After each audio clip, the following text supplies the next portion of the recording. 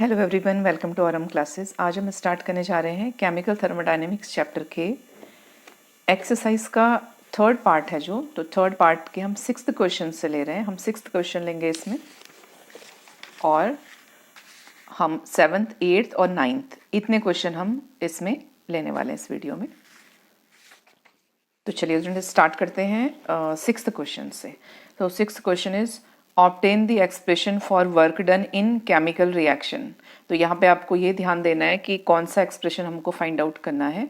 We have to find out the expression for chemical reaction, work done in chemical reaction. तो जब chemical reaction की बात आएगी तो मोल्स वाला फार्मूला आप याद रखेंगे।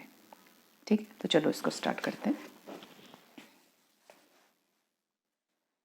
सो whenever there will be a work done by the system, आप देखते हैं कि सिस्टम काम करता है अगर, तो मीन्स उससे कुछ लॉस हो रहा है, वो काम कर रहा है तो नेगेटिव साइन आता है इसमें। Work done on the system होता है, मीन्स सिस्टम के ऊपर काम हो रहा है तो पॉजिटिव साइन आएगा। इस केस में आप देख रहे हैं ये हमने प्रेशर वॉल्यूम वर्क डन का फॉर्मूला है, ये वाला W is equal to minus P external and change in volume. Change in volume को हम एक्सपेंड करके V2 माइनस V1 लिख सकते हैं और इसको सिंप्लीफाई करेंगे तो माइनस पी V2 और ये ब्रैकेट आपका ओपन होगा यहाँ पे, तो ये पॉजिटिव प्लस का साइन आ जाएगा यहाँ पे, दिस इज नेगेटिव। तो पी V2 नेगेटिव है, ये पॉजिटिव हो जाएगा पी V1। ठीक है, P V is equal to NRT होता है फॉर आइडियल गैस इक्वेशन, तो ये भी हमको मालूम है। P V is equal to NRT, तो पी V1 यहाँ पे पी तो कांस्टेंट रहेगा दोनों ही केसेस में क्योंकि पी एक्सटर्नल सेम रहने वाला है अभी एट द मोमेंट। तो यहाँ पे P V1 is equal to N1, moles change हो रहे हैं, यहाँ पे भी V2 चेंज हो रहा है और यहाँ पे भी N2 मोल्स चेंज हो रहे हैं। तो यहाँ पे ये इसके एक्सप्रेशन रहेंगे। ये वैल्यूज अगर हम इसमें पुट करते हैं, P V2 is equal to N2 RT और यहाँ पे plus P V1 is equal to plus N1 RT। ठीक है, जब हम इनको सिंप्लीफाई करेंगे तो जो एक्सप्रेशन हमको मिलेगा वो ये एक्सप्रेशन मिलेगा, work done is equal to minus और यहाँ पे N2 माइनस N1। ठीक है, चेंज इन मोल्स जो है इन गैसियस फेज, यहाँ पे G लिखा हुआ है फॉर गैसियस फेज RT। सो ये जो एक्सप्रेशन है, this expression is for work done by the system in chemical reaction. तो आपको इसको ऐसे कैलकुलेट करना है।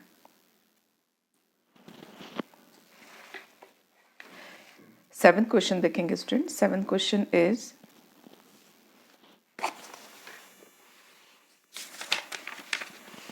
This is the seventh question, drive the expression for pressure volume work done. तो अभी जो हमने केमिकल रिएक्शन के टर्म में एक्सप्रेस किया है एग्जैक्टली वो ही आपका होने वाला है और ये जो प्रेशर वॉल्यूम वर्क डन को डिफाइन करेगा। तो चलिए इसको करते हैं। तो सबसे पहले बिफोर स्टार्टिंग दिस डेरिवेशन हम इसके डायग्राम को समझेंगे अच्छे से। तो यहाँ पे आप डायग्राम देख रहे हैं, इसमें दिस इज द सिलेंडर, ये इसका पिस्टन है। इनिशियल जो हमारा वॉल्यूम है वो इतना है, यहाँ से लेके यहाँ तक वॉल्यूम है। अभी क्या हो रहा है कि पी एक्सटर्नल जो कि कांस्टेंट था अर्लियर, वो कांस्टेंट था, अभी क्या हो रहा है एक्सपेंशन हो रहा है और ये अगेंस्ट पी एक्सटर्नल के अगेंस्ट ये प्रेशर आपका यहाँ से वॉल्यूम इंक्रीज हो रहा है। यहाँ पे आप देखेंगे ये V1 है, अभी वॉल्यूम कितना हो गया, पिस्टन पहले यहाँ पे था, पिस्टन ये इसको डिनोट कर रहा है। अभी धीरे धीरे पिस्टन ऊपर जा रहा है, ऊपर जा रहा है, ऊपर जा रहा है और पिस्टन यहाँ पे आ गया। तो जो वॉल्यूम का एक्सपेंशन है वो किसके अगेंस्ट हो रहा है, एक्सटर्नल प्रेशर के अगेंस्ट, इसलिए एक्सटर्नल प्रेशर पे माइनस का साइन हम पुट करते हैं। तो ये है और ये इनिशियल वॉल्यूम है V1, फाइनल वॉल्यूम है V2। कितना डिस्टेंस ट्रेवल किया इन्होंने, डी डिस्टेंस ट्रेवल किया पिस्टन ने जब सिस्टम ने वर्क किया। तो यहाँ पे देखो पिस्टन मूव हो रहा है, इसका मतलब सिस्टम वर्क कर रहा है पिस्टन के मोशन के लिए, पिस्टन के डिस्प्लेसमेंट के लिए। तो जिसका डेरिवेशन है वो हमको लिखना कैसे है, वो हमको ऐसे लिखना है, P कांस्टेंट है, जो आपके सिलेंडर में गैस जो इनक्लोज्ड है उसके लिए P इज कांस्टेंट। जो पिस्टन है हमारा, पिस्टन इज फ्रिक्शनलेस, मीन्स अभी इसके फ्रिक्शन में कोई फोर्स का कोई भी कैलकुलेशन या इसका वो नहीं है कि कोई कैंसिल कर रहा है। दिस इज हम एज्यूम करते हैं कि ये फ्रिक्शनलेस है, बहुत लाइट वेटेड है। वॉल्यूम जो इनिशियल वॉल्यूम है दैट इज V1, ये V1 है इनिशियल वॉल्यूम। टेम्परेचर की बात करते हैं तो T टेम्परेचर है यहाँ पे। अब जब एक्सपेंशन होना स्टार्ट हो जाता है तो जो प्रेशर है यहाँ पे इसको इक्वल होना पड़ेगा P एक्सटर्नल के, तभी ये मूव करने वाला है। और क्योंकि आपके ऑपोजिट डायरेक्शन में, इसलिए यहाँ पे माइनस का साइन आएगा। फोर्स एक्सर्टेड बाय, अब ये गैस फोर्स एक्सर्ट कर रही है तभी तो पिस्टन मूव कर रहा है ऊपर। Area of piston is capital A और फोर्स का फार्मूला हमको मालूम है pressure into area, means pressure का फार्मूला हमको मालूम है फोर्स अपॉन एरिया, तो उसी से हमने यहाँ इसको लिया है फार्मूले को। तो pressure is equal to force upon area, तो force is equal to pressure into area, यहाँ पे प्रेशर एक्सटर्नल है विद माइनस साइन। अब ये जो फोर्स है हमारा, इसको कहाँ पे हम अप्लाई करने वाले हैं, हम अप्लाई करने वाले हैं कि सिस्टम कुछ वर्क कर रहा है, work done by the system जो है पिस्टन को मूव करने के लिए, वो होगा फोर्स इनटू डिस्प्लेसमेंट, कि कितना डिस्प्लेस कर रहा है और ये गैस कितने फोर्स अप्लाई कर रही है पिस्टन के ऊपर। फोर्स जो है हमारा वो है पी एक्सटर्नल इंटू ए, तो यहाँ पे हम एफ का वैल्यू पुट कर देंगे। एरिया इंटू डिस्टेंस जो होता है ये हमारा मीटर क्यूब हो जाएगा, मतलब ये वॉल्यूम बन जाएगा, तो ये दोनों को हम मर्ज करके हम मल्टीप्लाई करके इसको डेल्टा वी लिख सकते हैं कि चेंज इन वॉल्यूम कितना आ रहा है। यहाँ पे चेंज इन वॉल्यूम है V2 final minus initial V2 minus V1। So this is the expression for pressure volume work done. तो ये आपको लर्न करना है, ये इसके डेरिवेशन को लर्न करने के लिए स्टेप्स हैं, आपने फोर्स को याद रखना है, उसके बाद वर्क पे आएंगे आप, ठीक है, तो ये ऑटोमेटिक हो जाता है ड्राइव। ये जो इसका डायग्राम है वैसे इसको थोड़ा सा ध्यान में रखना है। 8th क्वेश्चन है, बहुत सिंपल छोटा सा क्वेश्चन है ये और कॉन्सेप्ट बेस्ड है, तो समझना है आपको। 8th question, what are intensive properties, explain why density is intensive property. तो इंटेंसिव एंड एक्सटेंसिव प्रॉपर्टीज हैं इस चैप्टर के एकदम स्टार्टिंग में। इंटेंसिव प्रॉपर्टी जैसे इसका नाम है, इसका मतलब है इंटरनल, जो इंटरनल प्रॉपर्टीज पे डिपेंड करेगा वो आउटर प्रॉपर्टीज पे डिपेंड नहीं करेगा, मींस मैटर के डिस्ट्रीब्यूशन पे डिपेंड नहीं करेगा कि मैटर हाफ हो रहा है या आपका कितना अमाउंट आप ले रहे हो, उस पर डिपेंड नहीं करता है। फॉर एग्जाम्पल आप इंटेंसिव प्रॉपर्टीज कैसे समझेंगे, मीन्स इंटरनल प्रॉपर्टी, इंटरनल का मतलब है जैसे विस्कोसिटी है, तो कोई ऑयल कितना स्टिकी है, विस्कोसिटी है आपका स्टिकीनेस, या अगर हम केमिस्ट्री की लैंग्वेज में कहें तो उसकी जो लेयर्स है उनका रेट ऑफ फ्लो कितना है, दैट इज विस्कोसिटी। तो एक ऑयल ड्रॉप की विस्कोसिटी भी उतनी ही होगी जितनी कि एक बकेट फुल ऑफ ऑयल की होती है। तो दिस इज इंटेंसिव प्रॉपर्टी, ये चेंज नहीं होती।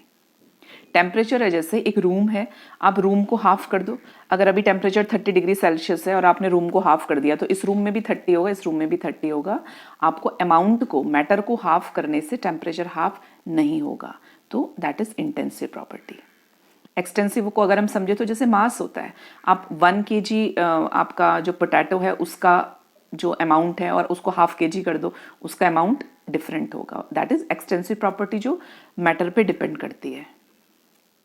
तो चलिए इसको करते हैं।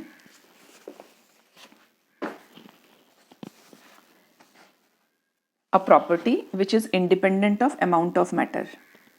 डेंसिटी के रेफरेंस में पूछ रहे हैं तो density is also intensive property. इसको आप दो तरह से समझा सकते हैं, एक डेफिनेशन ये होती है because density is independent of amount of matter, आप ऐसे भी समझा सकते हैं, लेकिन हमको क्योंकि इसको एक्सप्लेन करना है कि क्यों है, other than this definition density, why density is intensive property. तो डेंसिटी क्योंकि दो एक्सटेंसिव प्रॉपर्टीज का रेशियो है, density is equal to mass upon volume, mass is extensive property. Mass को आप हाफ करेंगे, फुल करेंगे और बहुत ज़्यादा कर देंगे, 100% कर देंगे, 50, उससे फ़र्क पड़ेगा क्योंकि वो डिपेंड करता है अमाउंट ऑफ मैटर पे। सेम विद वॉल्यूम, रूम है या कोई बॉक्स है, आप उसका वॉल्यूम हाफ कर दो, डबल कर दो, 1/4 कर दो, 1/8 कर दो, उसको फ़र्क पड़ेगा क्योंकि वो अमाउंट ऑफ मैटर पे डिपेंड करता है। तो यहाँ पे density is equal to mass upon volume, दोनों both are extensive properties. So ratio of two extensive properties is also intensive property, ये भी एक कंडीशन होती है, therefore density is intensive property। 9th question लेते हैं, बहुत सिंपल क्वेश्चन है, दिखने में आपको बड़ा लगेगा लेकिन ये नॉर्मल मोल का क्वेश्चन है। यहाँ पे how much heat is evolve when 12 gram of carbon monoxide reacts with nitrogen dioxide, the reaction is, this is the reaction, और ये जो आपका हीट ऑफ द रिएक्शन है वो इतनी है, delta r H0 is equal to -1200 kilo joule. तो इतना अमाउंट है, तो हमको इससे कैलकुलेट करना है यहाँ पे। और ये कह रहे हैं कि 12 ग्राम कार्बन मोनोऑक्साइड, तो यहाँ पे ये जो 1200 बना रहा है ये कितने से बना रहा है, ये बना रहा है 4 into molecular mass of carbon monoxide. तो सपोज ये हो गया 12 + 16 28, तो 28 ग्राम इंटू 4 इंटू 28 ग्राम से इतना जूल बन रहा है, तो 12 ग्राम से कितना बनेगा, बस इतना सा क्वेश्चन है। सो आपने इसको पहले क्वेश्चन लिखेंगे, फिर इसका जैसे भी बैलेंस किया हुआ है आपको बैलेंस करेंगे। बैलेंस नहीं है या अगर वर्ड इक्वेशन है तो आपने पहले इक्वेशन लिखनी है और इसको बैलेंस करनी है। यहाँ पे आप लिखेंगे कितना इंथैल्पी है इसका। उसके बाद यहाँ पे हम इसका कार्बन मोनोऑक्साइड का मॉलिक्यूलर मास 28 ग्राम पर मोल निकला। तो 28 ग्राम मतलब कार्बन मोनोऑक्साइड का मॉलिक्यूलर मास इंटू 4 मोल्स हैं इसके। इतना carbon monoxide when reacts with NO2 तो जो हीट इवॉल्व होती है वो होती है 1200 kg। आपको माइनस साइन की जरूरत नहीं है यहाँ पे, मैंने लगा दिया है तो चलो रहने देते हैं, क्योंकि इवॉल्व का मतलब अपने आप ही माइनस साइन आ जाता है। 12 ग्राम कार्बन मोनोऑक्साइड कितना बनाएगा, फिर तो आप कैलकुलेट कर देंगे, ये आएगा आपका 128.57 किलो जूल। अब यहाँ पे आप हीट इवॉल्व लिखिए या आप माइनस साइन लगाइए। अब यहाँ पे क्योंकि मैंने हीट इवॉल्व नहीं लिखा है तो आप माइनस साइन भी पुट कर सकते हैं। तो ये 5 क्वेश्चन थे स्टूडेंट्स इस वीडियो में। अभी जो नेक्स्ट क्वेश्चन है हमारे 4th क्वेश्चन ऑनवर्ड्स वो मैं जल्दी लेके अपलोड करती हूँ। Thank you so much.